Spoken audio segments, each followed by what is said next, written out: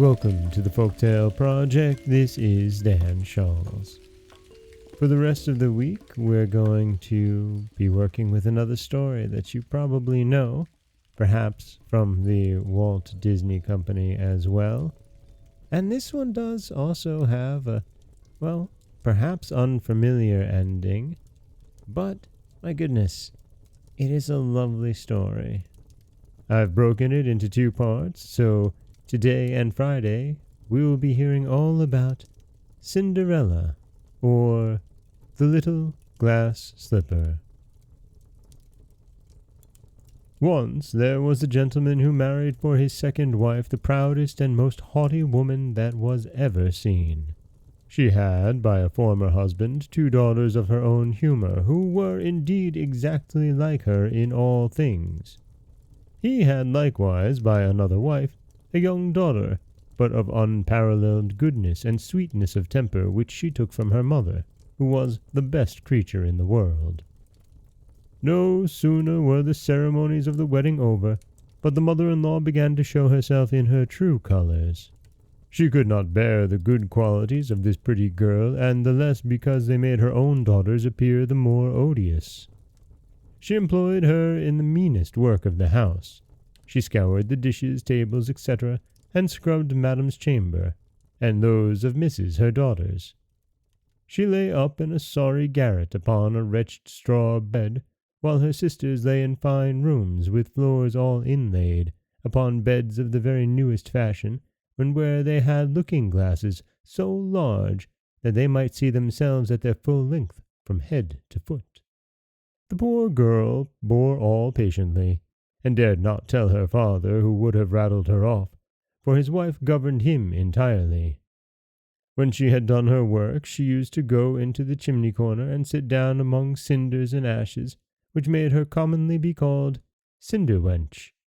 But the youngest, who was not so rude and uncivil as the eldest, called her Cinderella. However, Cinderella, notwithstanding her mean apparel, was 100 times handsomer than her sisters, though they were always dressed very richly. It happened that the king's son gave a ball, and invited all persons of fashion to it. Our young misses were also invited, for they cut a very grand figure among the quality.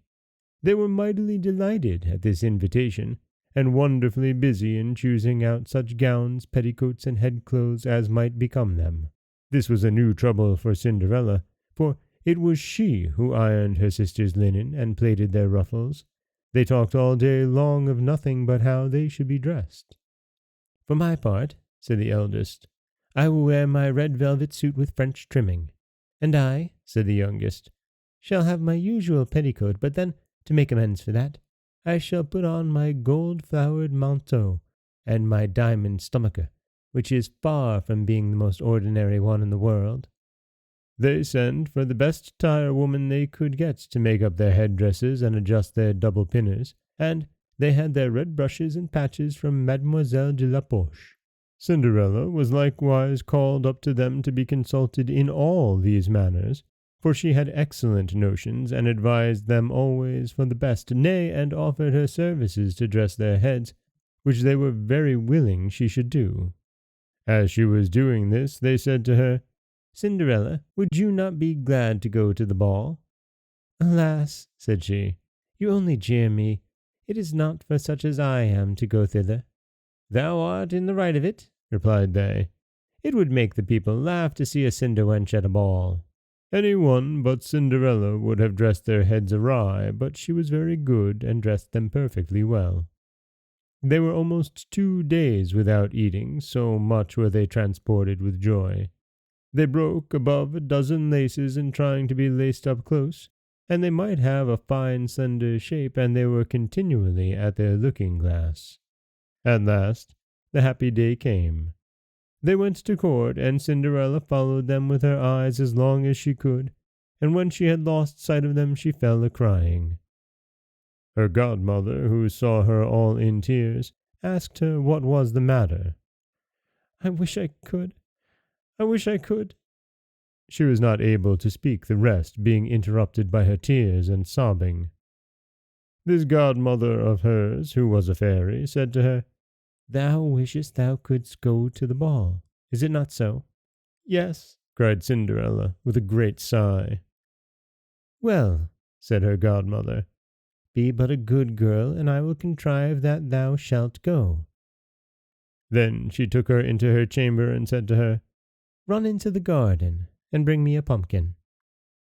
Cinderella went immediately to gather the finest she could get, and brought it to her godmother, not being able to imagine how this pumpkin could make her go to the ball. Her godmother scooped out all the inside of it, having left nothing but the rind, which done, she struck it with her wand, and the pumpkin was instantly turned into a fine coach gilded all over with gold.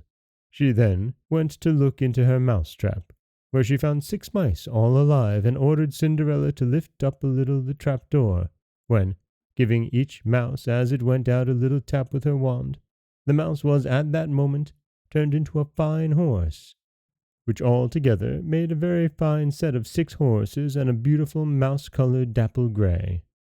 Being at a loss for a coachman, I will go and see, says Cinderella, if there is never a rat in the rat-trap. We may make a coachman of him. Thou art in the right, replied her godmother. Go and look. Cinderella brought the trap to her, and in it there were 3 huge rats. The fairy made choice of one of the 3, which had the largest beard, and having touched him with her wand, he was turned into a fat, jolly coachman, who had the smartest whiskers eyes ever beheld.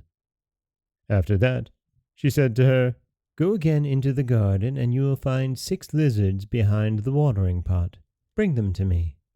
She had no sooner done so, but her godmother turned them into 6 footmen, who skipped up immediately behind the coach, with their liveries all bedaubed with gold and silver, and clung as close behind each other as if they had done nothing else their whole lives. The fairy then said to Cinderella, Well, you see here an equipage fit to go to the ball with. Are you not pleased with it? Oh, yes, cried she. But must I go thither as I am, in these nasty rags? And that is where we will stop for today with the story of Cinderella, or the Little Glass Slipper. And we all know how the story is going to continue on Friday, but let's all wait until Friday. This is Dan Scholz for the Folktale Project. Don't forget that you can subscribe to the podcast on Apple Podcasts, Stitcher, Google Play, Overcast, anywhere you like to get your podcasts. You can follow us on Twitter at Folktale Project.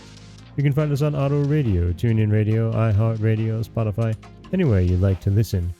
And you can always head over to folktaleproject.com, where you'll find a new story waiting for you every Monday, Wednesday, and Friday. As always, thank you so much for listening.